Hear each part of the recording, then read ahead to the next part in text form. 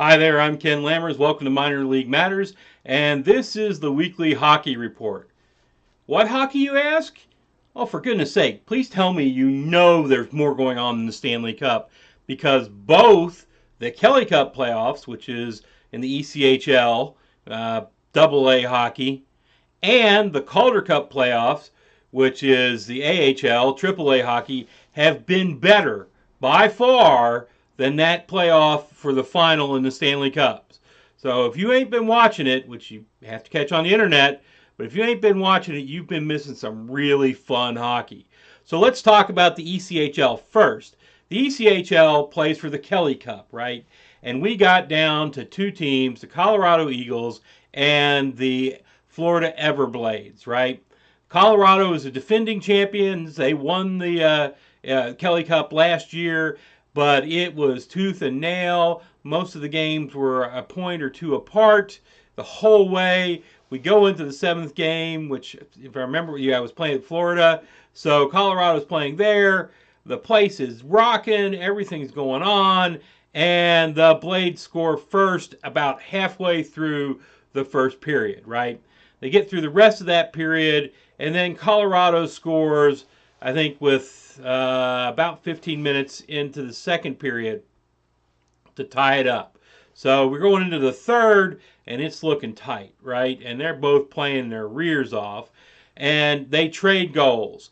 You know, the Everblades get one somewhere about minute 7, and then the Eagles get one sometime in 7 to 10 minutes, right? Not 7 to 10, somewhere in a 9-10 minute zone. So, this is all, it's rocking, things are going hard, and then the Everblades get a power play. One of the Eagles players is out into the penalty box, and it looks like they're going to probably have a really good chance of winning this with a little bit more than 2 minutes left. But what happens? Colorado scores shorthanded during a power play and wins the match. They win the game, and they come out on top 3-2. It was an amazing game, right? If you missed it, you really missed something. Unfortunately, we'll never see its like again, because next year Colorado is leaving to go to the AHL, moving up a level, and so while the Everblades might be back, and if they're playing like they were this year, they might well be back. We'll never see Colorado again in the AHL, short of something 10 years happening and them moving back down. Don't expect that to happen, folks. So it was a great match. Hey, if you want to watch it, I am sure you can still go to the ECHL's website or one of the other Colorado or Florida's website and pull it down from Watch Live or whatever they call their thing. Probably cost you about $8, $10, whatever it is, but it's worth it. It was a really good game, one of the best I've seen in a while. And so, having said that, that kind of, and it was game 7 too, by the way, in case I didn't say it before. They went the whole way. So the AHL can't possibly top that, right? No way in the world. The AHL is, the AAA hockey. They're not going to top what happened in the Kelly Cup, in their own cup, the Calder Cup. Yeah, they're going to give it a good try. Let me tell you, the AHL, back and forth for the first 4 games, neither team won by more than 1 goal. And we're talking about here, the 2 teams in the AHL playoff are the Texas Stars and the Toronto Marlies. And I kind of got invested in this to the point that, if the Marlies win, I promised myself I will buy a Marlies jersey. It won't be the one with the crown on it, which I don't particularly care for, and can use the readily built-in excuse that I live in a republic, so I can't possibly get the one with the crown. I'm going to have to get the one where it's got Marlies written across it. That's really kind of cool. But I'm going to use the republic excuse, just so y'all know. Anyway, they go in, and the first 4 games, each team wins by 1. Now, I'm not going to tell you they're 1-0 games. There were a couple where there was a lot of scoring, but one goal wins. And then, I think that was where I stopped off last week when I was talking about it. But something changed, right? So for the fifth game, the doggone Marlies just went in and destroyed the Texas Stars. It was a 6-2 win. No doubt it's all there. They just won it. They won it out of hand. They won it in Dallas or in Texas too. So, that was pretty solid win. So they're going into game 6. The Marlies can win, if they carry it, and both 6 and if there's needed a 7 are going to be played in Toronto in front where the Marlies play. We go in and the Marlies are at home, and you watch the first period and the Marlies are just massacring the Stars. I mean, they're not getting any goals, but they're massacring. I mean, all these shots on goal, it's just going, it's going. McKenna, Mike McKenna, the Stars goalie, turned into a brick wall. I mean, there was nothing getting past this man. He was just having the night of his life, and he stopped it all, right? To the point that by the end of the match, the Marlies had 4 power plays, the Stars had none.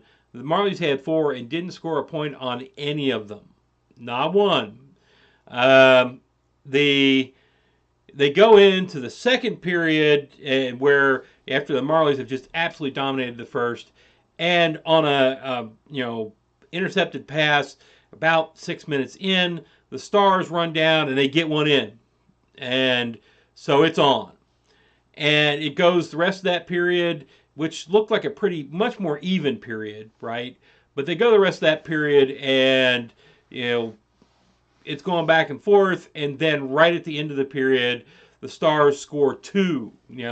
So it's 3-0 going into the third period because the Stars have just hit in the second period. I mean, like I said, it looked like equal play, except for the fact that McKenna just was soaking up anything that came anywhere near the net, and they were not getting, the Marlies were not getting anything in at all. Then we go into the third period, right? And the Marlies still look like they're the better team, like they're playing better. And sure enough, really early in the third period, the Marlies get their first goal. And so it looks like, they could come back here because, I mean, they're getting a lot more shots on goal. It just looks like if they can start getting the things to go their way, I mean, it could end up being 6-2, 6-3, just because the Marlies have that potential of scoring. However, McKenna just wasn't having any of that, right?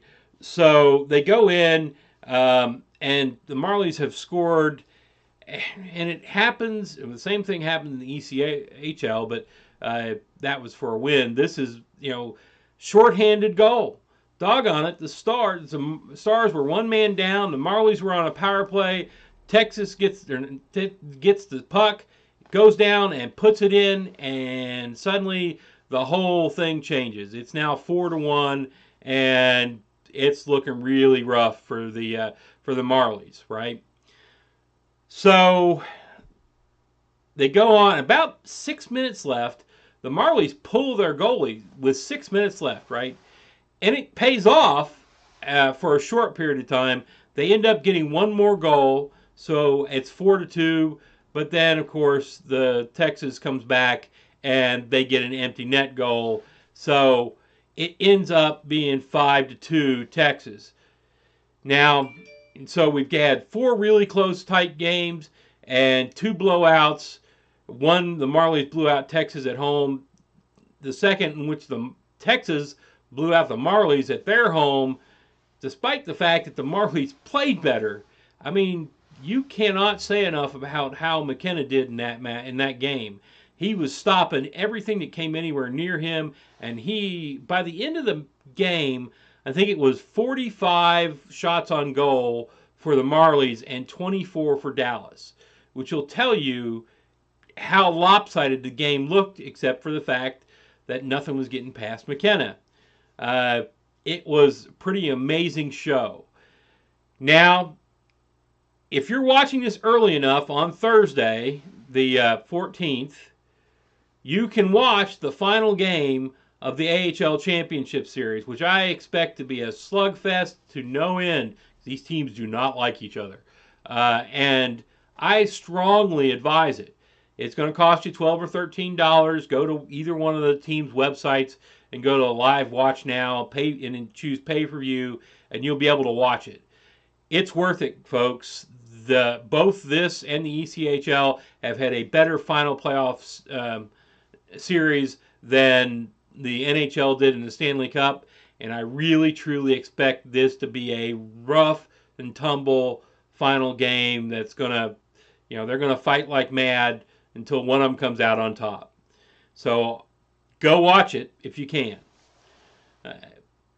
Having said all that, if you like what you've seen here today, hit like. If you like what you see around here generally, hit subscribe, and then go watch everything 9 million times, because with the way YouTube has monetization now, there's no other way I can make money on it. But this is a hobby, so don't worry about me getting poor. Having said that, however, if you leave comments below, I will try to read all of them, but if you don't expect a whole lot of answers, because I do have the day job. Like I said, this is a hobby, and I enjoy doing this, but I got to go in and do the daily grind so that I can have enough money to do all this, right? So I don't know that I'm going to have time to answer anything, but feel free to comment. And if you want to directly contact me, you can get me on Twitter at LammersK, at LA2MsERSK. Send me a direct message, and I will try to answer you back there. So that's what I've got to say about hockey this week. And next week, about the only thing I'll have to report is the result on the Marlies and Dallas game, and a report on whether I've actually ordered a Marlies jersey. So having said all that, I'm going to leave you with one piece of advice I always do. If you got a little bit of money and you got a little bit of time, go watch some minor league sports. I'll see you all next week.